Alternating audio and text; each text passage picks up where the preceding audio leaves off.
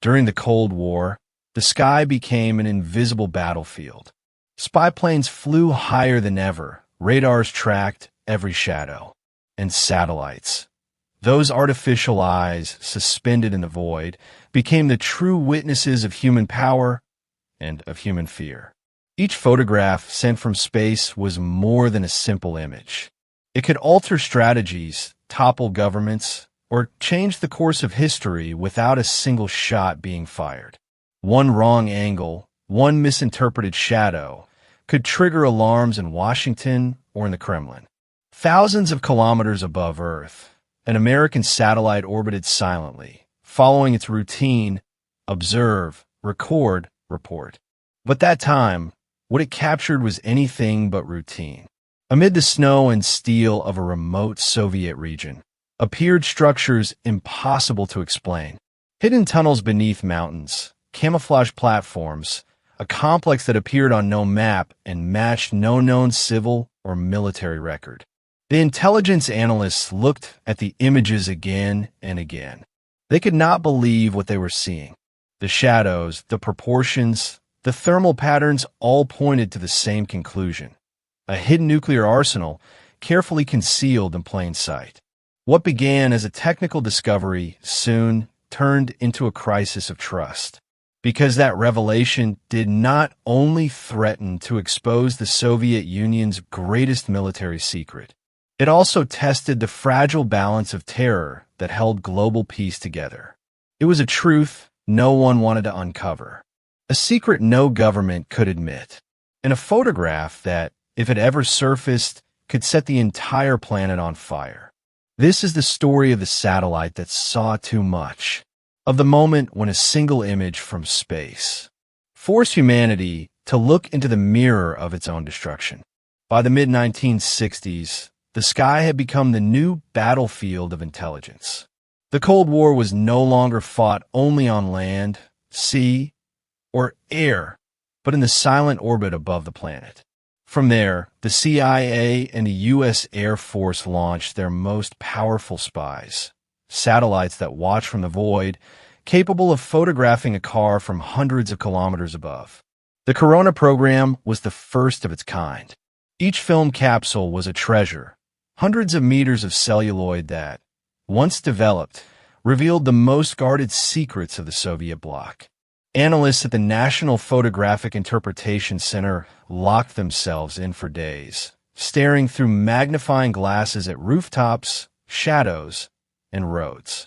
Because in the Cold War, a single shadow could reveal the presence of a missile. And then it happened.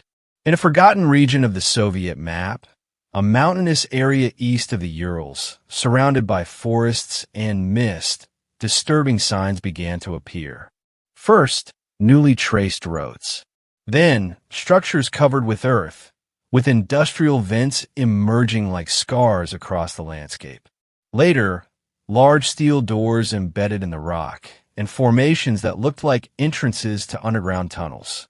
The Corona satellites could not capture sound or movement, but the images spoke for themselves.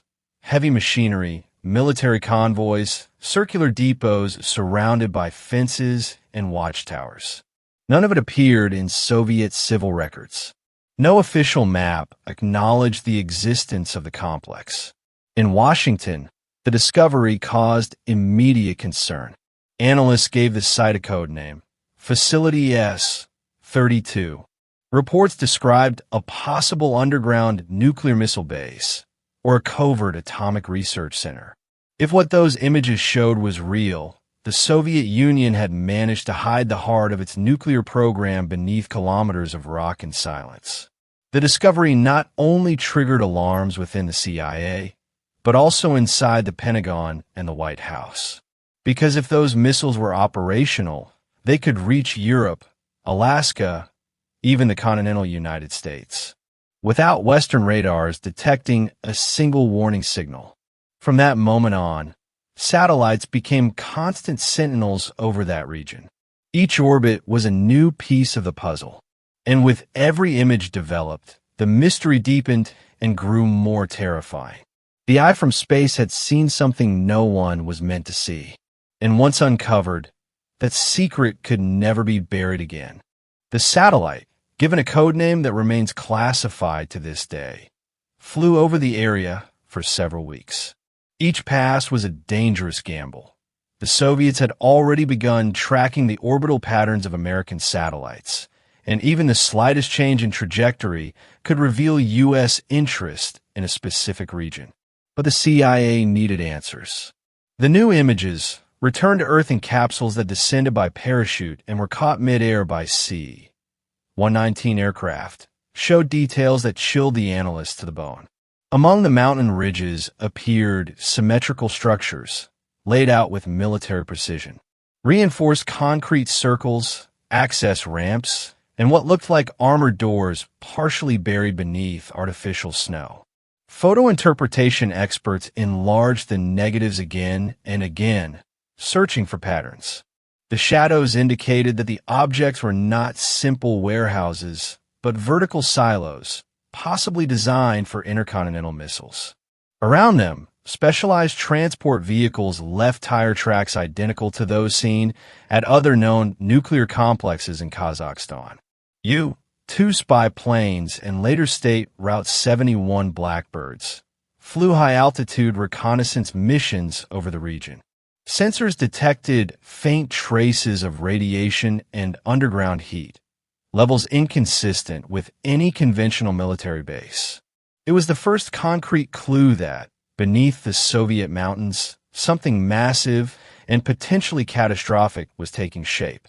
Yet confirming the discovery was almost impossible. Analysts knew that a single error in interpretation could have catastrophic consequences.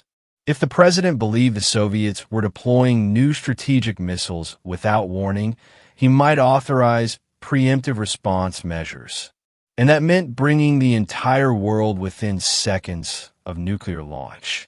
Meanwhile, in Moscow, secrecy was absolute.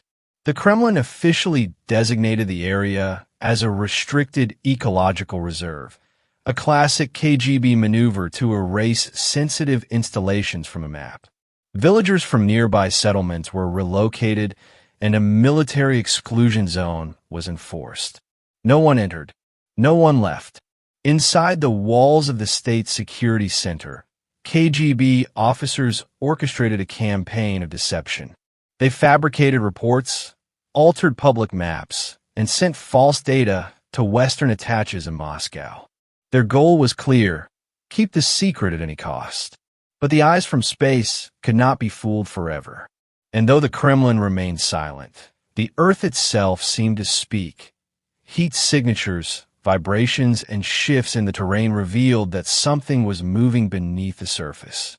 At Langley, analysts began to suspect the unthinkable: that the satellite had uncovered the hidden heart of the Soviet nuclear arsenal, a complex so vast, so deeply buried, that it might survive even a direct nuclear strike. What at first appeared to be a cartographic anomaly was now emerging as the most dangerous installation ever built by humankind. In the corridors of Langley and the Situation Rooms of the White House, the air was unbreathable. The satellite images had changed everything. This was no longer a matter of suspicion. It was a possible direct violation of international treaties. If that underground complex was truly a hidden nuclear arsenal, the planet's strategic balance had just been shattered, and no one knew how to respond without triggering chaos. Inside the CIA, the debate turned fierce. Younger officers, convinced that transparency could prevent war, pushed to make the photographs public. They wanted to expose the Soviet Union before the world, take the evidence to the United Nations, and force negotiations under the glare of the global spotlight. It was, in their eyes, the only way to stop the Soviets from secretly expanding their arsenal. But the veterans disagreed. They knew that in the Cold War, information was a weapon, as dangerous as any bomb. Releasing those images could be seen by the Kremlin as an act of psychological warfare, an attempt at public humiliation. And when the pride of a superpower was at stake, the response could be unpredictable and devastating. Memos began to circulate stamped with the highest classification, top secret/eyes only. Analysts from the National Security Council and the Pentagon debated every possibility, every hypothetical scenario. A single miscalculation, even one poorly worded sentence in a press conference, could turn espionage into ignition. Meanwhile, the satellites continued to pass over the site, capturing new images each day. CIA engineers noticed movement within the base. New structures were being assembled, possibly for missile deployment or warhead transport. If construction continued, the complex could soon become operational, and then it would be too late to stop it without a direct confrontation. In Washington, the president held private sessions with his closest advisors. Rumors spread of a tense phone call with the British Prime Minister and urgent consultations with France and West Germany. Some allies urged swift action. Others begged not to provoke Moscow. Every decision felt like stepping on thin ice, and beneath it, the crack of disaster could already be heard. Even within the U.S. government, distrust grew. What if the information leaked? What if a journalist uncovered the story too soon? In an era of scandals and whistleblowers, the press was both a danger and a lifeline. A single published photo could push the Soviets to full nuclear alert. Finally, the White House made a choice. There would be no public statements, no denunciations at the UN, no controlled leaks. The secret had to remain buried, at least until there was undeniable proof, something that left no room for doubt or error. But silence came at a cost. With each passing day, the Soviets kept digging, fortifying a project no one dared mention by name.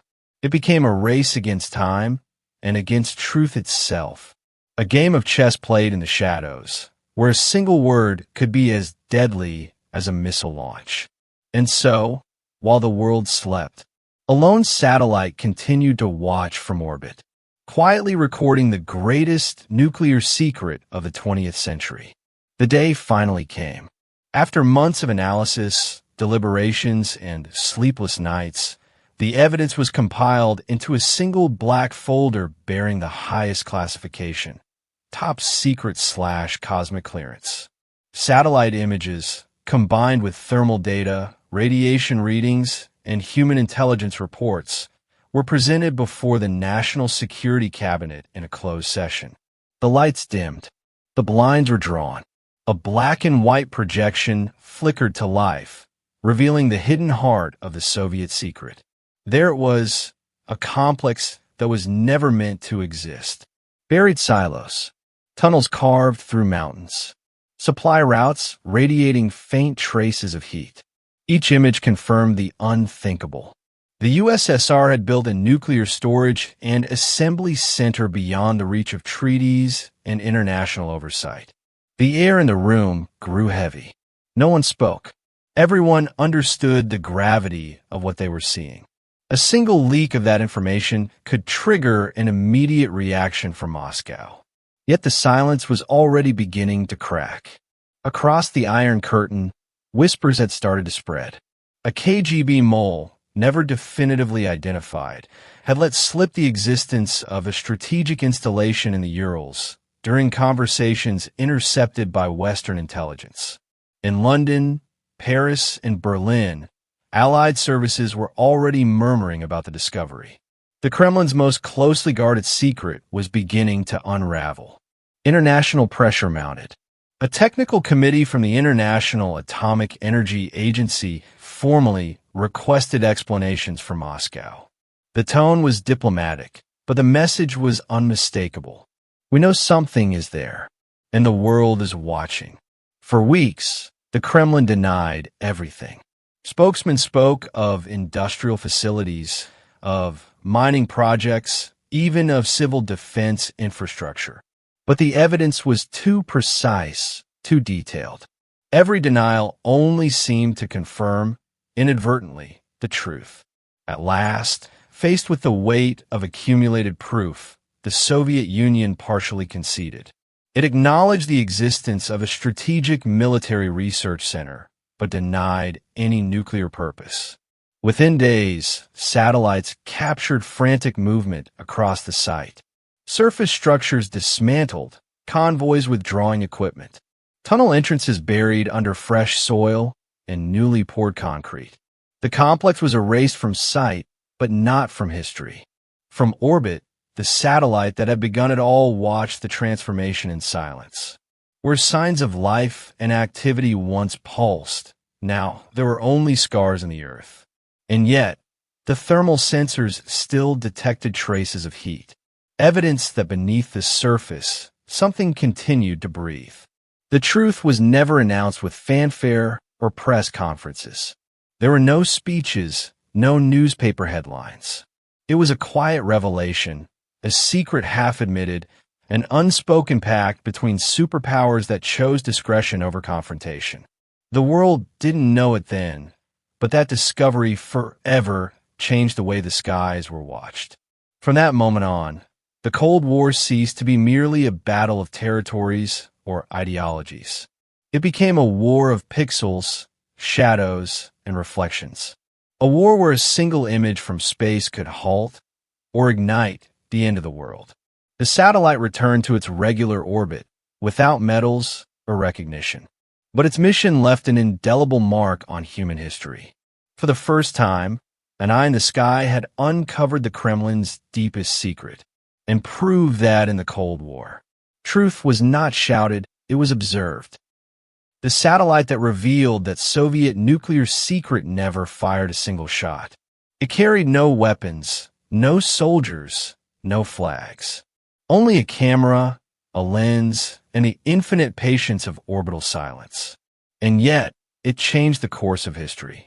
That revelation, built from blurred pixels and shadows measured to the millimeter, forced the world's leaders to look to the heavens with new eyes. For the first time, power no longer came from the biggest missile or the largest arsenal, but from information, from knowledge capable of reshaping the balance of fear. That silent discovery became a turning point. It sparked secret meetings in Geneva and Vienna, forced diplomats to redefine the meaning of trust, and gave birth to new arms control treaties demanding transparency, joint inspections, and verifiable limits. Espionage from space had done what no bomb ever could: expose the truth without detonating chaos. In the Kremlin, the impact was profound. The realization that the United States could see even what was buried underground altered Soviet strategy forever. Secrecy was no longer enough. They had to learn to live under the constant gaze of eyes in the sky. And in Washington, the lesson was just as clear. Surveillance was not only a tool to anticipate threats, but a safeguard, a way to prevent the mistakes that could ignite the end of the world. The Cold War did not end with an explosion, but with a chain of invisible acts. Handshakes behind closed doors, documents signed in silence, and satellites that kept orbiting, watching, recording, remembering. History never celebrated that moment. There were no parades, no headlines, only a subtle shift in the direction of fear, because that satellite proved that truth, when seen from space, needs no noise to be powerful. In the end, its legacy outlasted every weapon, an eternal warning that vigilance and restraint can keep the world in balance. If those who watch from the sky know when to remain silent. In space, a satellite sees everything, yet says nothing. Its gaze is constant, impartial, untouched by politics, pride, or borders. It simply watches, records, waits. And here on Earth, the men who saw those images understood something that would change history. Silence can also be an act of power. They kept the truth, not out of fear, but out of caution. They used silence as a shield and as a weapon. Because in the Cold War, revealing too much could set the world on fire. And sometimes, staying quiet was the only way to keep it turning. That satellite carried no bombs, no missiles. Its only weapon was clarity. And with it, it accomplished what no army ever could: exposing the Soviet Union's most dangerous secret, without spilling a single drop of blood. The operator controlling that machine from thousands of miles away never needed to shoot. His eye in the sky achieved the impossible, to stop a lie before it became a war. And so, while leaders signed treaties and maps were redrawn behind closed doors, the true victory floated silently in orbit, an eternal reminder that strength doesn't always lie in fire, but in the gaze that dares to see what others try to hide. Because in the end, history isn't written only by those who fight, but also by those who watch and choose not to destroy what they see.